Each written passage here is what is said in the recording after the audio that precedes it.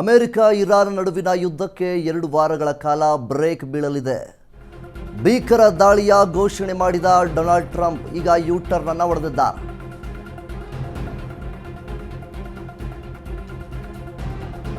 ಕ್ಷಣಕ್ಕೊಂದು ಮಾತು ಅಮೆರಿಕ ಅಧ್ಯಕ್ಷನ ಹುಚ್ಚಾಟತನವನ್ನು ಇಲ್ಲಿ ತೋರಿಸ್ತಾ ಇದ್ದಾರೆ. ಇರಾನ್ ನಾಗರಿಕತೆ ನಾಶ ಮಾಡುತ್ತೇನೆ ಅಂತ ಹೇಳಿದರು ಡೊನಾಲ್ಡ್ ಟ್ರಂಪ್ ಅವರು. 40 ದಿನಗಳ ಕೊಲ್ಲಿ ಕದನಕ್ಕೆ ತಾತ್ಕಾಲಿಕವಾಗಿ ವಿರಾಮವನ್ನು ಘೋಷಣೆ ಮಾಡಲಾಗಿದೆ. ಕದನ ವಿರಾಮ ಘೋಷಿಸಿದ ಅಮೆರಿಕದ ಅಧ್ಯಕ್ಷ ಡೊನಾಲ್ಡ್ ಟ್ರಂಪ್ ಪಾಕಿಸ್ತಾನದ ಮಧ್ಯಸ್ಥಿಕೆಯಲ್ಲಿ ವಾರ್ಗೆ ಟ್ರಂಪ್ ಬ್ರೇಕ್ ಅನ್ನು ನೀಡಿದ್ದಾರೆ. ಪಾಕ್ ಪ್ರಧಾನಿ ಶಹಬಾಜ್, ಸೇನಾ ಮುಖ್ಯಸ್ಥ ಮುನೀರ್ ವಿನಾಶಕಾರಿ ಪಡೆ ತಡೆಹಿಡಿಯುವಂತೆ ಮನವಿ ಮಾಡಿದರು. ಆ ಒಂದು ಕಾರಣಕ್ಕೆ ಈಗ ಹಾರ್ಮುಜ್ ಜಲಸಂಧಿ ತೆರೆಯಲು ಇರಾನ್ ಒಪ್ಪಿದೆ ಅನ್ನುವಂಥ ಮಾತುಗಳು ಕೂಡ ಇಲ್ಲಿ ಕೇಳಿಬಂದಿದೆ. ನಾವು ಎಲ್ಲ ಮಿಲಿಟರಿ ಉದ್ದೇಶಗಳನ್ನು ಪೂರೈಸಿದ್ದೇವೆ. ಇರಾನ್ ಕಡೆಗಿಂದ 10 ಅಂಶಗಳ ಪ್ರಸ್ತಾವನೆ ಸ್ವೀಕರಿಸಿದ್ದೇವೆ. ಇದು ಶಾಶ್ವತ ಶಾಂತಿ ಮಾತುಕತೆಗೆ ಆಧಾರವಾಗಿದೆ ಅನ್ನುವಂಥ ನಿಟ್ಟಿನಲ್ಲಿ ಡೊನಾಲ್ಡ್ ಟ್ರಂಪ್ ಅವರು ಕದನ ವಿರಾಮವನ್ನು ಘೋಷಣೆ ಮಾಡಿದ್ದಾರೆ. ಶಾಂತಿ ಒಪ್ಪಂದ ಅಂತಿಮಗೊಳಿಸಲು ಸಹಾಯವಾಗಲಿದೆ. ದೀರ್ಘಕಾಲಿಕ ಸಮಸ್ಯೆ ಪರಿಹಾರದ ಹಂತಕ್ಕೆ ಬಂದಿದೆ ಅನ್ನುವಂಥ ನಿಟ್ಟಿನಲ್ಲಿ ಹೇಳಿದ್ದಾರೆ. ಇನ್ನೊಂದು 40 ದಿನಗಳ ಕೊಲ್ಲಿ ಕದನಕ್ಕೆ ತಾತ್ಕಾಲಿಕವಾದಂತಹ ವಿರಾಮವನ್ನು ಘೋಷಣೆ ಮಾಡಿದ್ದಾರೆ ಡೊನಾಲ್ಡ್ ಟ್ರಂಪ್ ಅವರು. ಕ್ಷಣಕ್ಕೊಂದು ಮಾತನಾಡ್ತಾರೆ ಅಮೆರಿಕದ ಅಧ್ಯಕ್ಷ. ಉಚ್ಚಾಟತನ ಇಲ್ಲಿ ಮೆರೆದಿದ್ದಾರೆ. ಈಗಾಗಲೇ ಈ ಹಿಂದೆಯೂ ಕೂಡ ಈ ರೀತಿಯಾಗಿ ಒಂದು ಪೋಸ್ಟನ್ನು ಮಾಡಿದರು. 5 ದಿನಗಳ ಕಾಲ ಯಾವುದೇ ಕಾರಣಕ್ಕೂ ಇರಾನ್ನ ಮೇಲೆ ನಾವು ದಾಳಿಯನ್ನು ಮಾಡೋದಿಲ್ಲ ಅಂತೇಳಿ. ಆದರೂ ಸಹಿತ ಅದನ್ನು ಮೀರಿ ಕೇವಲ 1 ರಿಂದ 2 ದಿನಗಳ ಒಳಗಡೆ ಇರಾನ್ನ ಮೇಲೆ ಮತ್ತೊಮ್ಮೆ ದಾಳಿಯನ್ನು ಮಾಡಿದ್ರು. ಈಗಲೂ ಕೂಡ ಅದೇ ರೀತಿ ಆಗಬಹುದಾ ಅನ್ನುವಂಥದ್ದು ಕೂಡ ಒಂದು ಕಡೆ ಪ್ರಶ್ನೆ ಇದೆ. ಆದರೆ ಇರಾನ್ ಈ ಕಡೆಯಿಂದ 10 ಅಂಶಗಳ ಪ್ರಸ್ತಾವನೆಯನ್ನು ಸ್ವೀಕರಿಸಿದ್ದೇವೆ ಅಂತೇಳಿ ಹೇಳ್ತಾ ಇದೆ. ಇದು ಶಾಶ್ವತ ಶಾಂತಿಯ ಮಾತುಕತೆಗೆ ಆಧಾರವಾಗಿದೆ. ಶಾಂತಿ ಒಪ್ಪಂದ ಅಂತಿಮಗೊಳಿಸೋದಕ್ಕೋಸ್ಕರ ಸಹಾಯವಾಗಿದೆ ಅನ್ನುವಂಥ ನಿಟ್ಟಿನಲ್ಲಿ ಹೇಳ್ತಾ ಇದ್ದಾರೆ. ದೀರ್ಘಕಾಲೀನ ಸಮಸ್ಯೆ ಪರಿಹಾರದ ಹಂತಕ್ಕೆ ಬರ್ತಾ ಇದೆ. ಇನ್ನು ಪಾಕಿಸ್ತಾನ ಮಧ್ಯಸ್ಥಿಕೆಯನ್ನು ವಹಿಸಿಕೊಂಡು ವಾರ್ಗೆ ಟ್ರಂಪ್ ಅವರಿಗೆ ಜೊತೆಗೆ ಬ್ರೇಕ್ ಅನ್ನು ನೀಡೋದಕ್ಕೆ ಹೇಳಿದ್ದಾರೆ ಅನ್ನುವಂತಹ ಮಾತುಗಳು ಕೂಡ ಈಗಾಗಲೇ ಕೇಳಿಬಂದಿದೆ. ಪಾಕ್ನ ಪ್ರಧಾನಿ ಶಹಬಾಜ್ ಅವರು ಏನಿದ್ದಾರೆ, ಸೇನಾ ಮುಖ್ಯಸ್ಥ ಮುನೀರ್ ಇವರೆಲ್ಲರೂ ಕೂಡ ಆಡಿದ್ದಾರೆ ಅನ್ನುವಂಥದ್ದು ಕೂಡ ಕೇಳಿಬಂದಿದೆ. ಈ ಒಂದು ವಿನಾಶಕಾರಿ ಪಡೆಯನ್ನು ತಡೆಹಿಡಿಯುವಂತೆ ಮನವಿಯನ್ನು ಕೂಡ ಮಾಡಿದರು. ಹಾರ್ಮುಜ್ ಜಲಸಂಧಿಯನ್ನು ತೆರೆಯಲು ಇರಾನ್ ಈಗಾಗಲೇ ಒಪ್ಪಿದೆ ಅನ್ನುವಂಥದ್ದು ಕೂಡ ಕೇಳಿಬಂದಿದೆ. ಡೊನಾಲ್ಡ್ ಟ್ರಂಪ್ ಅವರು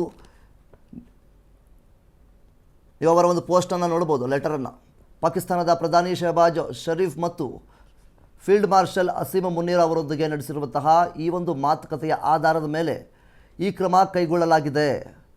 ಇರಾನ್ ಮೇಲೆ ನಡೆಸಬೇಕಿದ್ದಂತಹ ವಿನಾಶಕಾರಿ ದಾಳಿಯನ್ನು ತಡೆ ಹಿಡಿಯುವಂತೆ ಅವರು ವಿನಂತಿಸಿದ್ದಾರೆ. ಇದಕ್ಕಾಗಿ ಪ್ರತಿಕ್ರಿಯೆಯಾಗಿ ಹಾರ್ಮುಜ್ ಜಲಸಂಧಿಯನ್ನು ಸಂಪೂರ್ಣವಾಗಿ ತಕ್ಷಣವೇ ತೆರೆಯಲು ಈಗಾಗಲೇ ಒಪ್ಪಿಕೊಂಡಿರುವಂಥ ಹಾಗೆಯೇ ಹೇಳಿಕೆಯೊಂದನ್ನು ಸಹಿತ ನೀಡಿದ. ಮತ್ತು ಇದಕ್ಕೆ ಪ್ರತಿಯಾಗಿ ನಾನು ಇರಾನ್ ಮೇಲಿನ ಬಾಂಬ್ ದಾಳಿ ಮತ್ತು ದಾಳಿಯನ್ನು 2 ವಾರಗಳ ಕಾಲ ಅವಧಿಗೆ ಅಮಾನತುಗೊಳಿಸಲು ಒಪ್ಪುತ್ತೇನೆ ಅನ್ನುವಂಥ ನಿಟ್ಟಿನಲ್ಲಿ ಡೊನಾಲ್ಡ್ ಟ್ರಂಪ್ ಅವರು ಪೋಸ್ಟನ್ನು ಮಾಡಿದ್ದಾರೆ, ಲೆಟರನ್ನು ಬರೆದಿದ್ದಾರೆ. ಇದು ಉಭಯ ಪಕ್ಷೀಯ ಕದನ ವಿರಾಮವಾಗಿರುತ್ತದೆ. ನಾವು ಈಗಾಗಲೇ ಎಲ್ಲ ಮಿಲಿಟರಿ ಉದ್ದೇಶಗಳನ್ನು ಪೂರೈಸಿದ್ದೇವೆ ಮತ್ತು ಇರಾನ್ನೊಂದಿಗೆ ದೀರ್ಘಕಾಲೀನ ಶಾಂತಿ ಹಾಗೂ ಮಧ್ಯಪ್ರಾಚ್ಯದಲ್ಲಿ ಶಾಂತಿಯನ್ನು ಸ್ಥಾಪಿಸುವ ನಿಟ್ಟಿನಲ್ಲಿ ನಿರ್ಣಾಯಕವಾದಂತಹ ಒಂದು ಒಪ್ಪಂದಕ್ಕೆ ಬಂದಿದ್ದೇವೆ ಅನ್ನುವಂಥದ್ದನ್ನು ಸಹಿತ ಇಲ್ಲಿ ಹೇಳ್ತಾ ಇದ್ದಾರೆ. ನಾವು ಇರಾನ್ನಿಂದ ಈಗಾಗಲೇ 10 ಅಂಶಗಳ ಪ್ರಸ್ತಾವನೆಯನ್ನು ಸ್ವೀಕರಿಸಿದ್ದೇವೆ ಮತ್ತು ಇದು ಮಾತುಕತೆಗೆ ಪೂರಕದ ಆಧಾರವಾಗಿದೆ ಅಂತೇಳಿ ನಂಬುತ್ತೇವೆ ಅನ್ನುವಂಥ ನಿಟ್ಟಿನಲ್ಲಿ ಡೊನಾಲ್ಡ್ ಟ್ರಂಪ್ ಅವರು ಪೋಸ್ಟನ್ನು ಮತ್ತು ಲೆಟರನ್ನು ಬರೆದಿದ್ದಾರೆ. 2 ವಾರಗಳ ಕಾಲಾವಧಿಯು ಒಪ್ಪಂದವನ್ನು ಅಂತಿಮಗೊಳಿಸಲು ಮತ್ತು ಪೂರ್ಣಗೊಳಿಸಲು ಅನುವು ಮಾಡಿಕೊಡುತ್ತದೆ ಅನ್ನುವಂಥ ನಿಟ್ಟಿನಲ್ಲಿ ಹೇಳಿದ್ದಾರೆ. ಮುಖ್ಯವಾಗಿ ಕದನ ವಿರಾಮವನ್ನು ಈಗಾಗಲೇ ಡೊನಾಲ್ಡ್ ಟ್ರಂಪ್ ಅವರು ಘೋಷಣೆ ಮಾಡಿದ್ದಾರೆ. ತಾತ್ಕಾಲಿಕವಾದಂತಹ ಕದನ ವಿರಾಮ ಇದು. 2 ವಾರಗಳ ಕಾಲ ಯಾವುದೇ ಕಾರಣಕ್ಕೂ ದಾಳಿಯನ್ನು ಮಾಡೋದಿಲ್ಲ. ಇದೇ ರೀತಿಯಾಗಿ ಈ ಹಿಂದೆ ಡೊನಾಲ್ಡ್ ಟ್ರಂಪ್ ಅವರು ಒಂದು ಪೋಸ್ಟನ್ನು ಸಹಿತ ಮಾಡಿದ್ರು. 5 ದಿನಗಳ ಕಾಲ ಯಾವುದೇ ಕಾರಣಕ್ಕೂ ನಾವು ಇರಾನ್ನ ಮೇಲೆ ದಾಳಿಯನ್ನು ಮಾಡೋದಿಲ್ಲ ಅಂತ. ಆದರೂ ಸಹಿತ ಡೊನಾಲ್ಡ್ ಟ್ರಂಪ್ ಅಂದರೆ ಅಮೇರಿಕದವರು ಇರಾನ್ನ ಮೇಲೆ ದಾಳಿಯನ್ನು ಮಾಡ್ತಾರೆ. ಈಗಲೂ ಸಹಿತ ಹಾಗೆ ಆಗಬಹುದಾ?